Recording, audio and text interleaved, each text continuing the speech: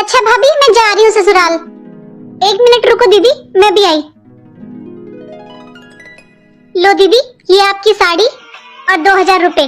आप अपनी पसंद से एक सूट ले लेना। ठीक है भाभी, अब मैं चलती हूँ। अंजलि, क्या दिया तेरी भाभी ने तुझे विदा में? क्या देंगी मम्मी वो?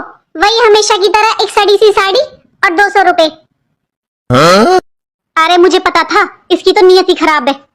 ये ले तू 5000 रुपए, अपनी पसंद के कपड़े ले लेना। पापा, मैं जा रही हूँ ससुराल। अच्छा बेटा, बेटा तूने कुछ ले लिया? तेरी मम्मी ने, भाई ने तुझे कुछ दिया है? हाँ जी, दिए हैं ना, तुम्हारी बहू ने 100 रुपए मेरी बेटी को। बस 100 रुपए? और मेरे पास कुछ होता है क्या जो मैं दे दूंगी अपनी बेटी को? जो पूछ रहे हो मम्मी ने कुछ दिया है क्या? ले बेटा 10,000 रुपए, अपनी पसंद से कुछ ले लेना। ठीक है पापा, अब मैं चलती हूँ।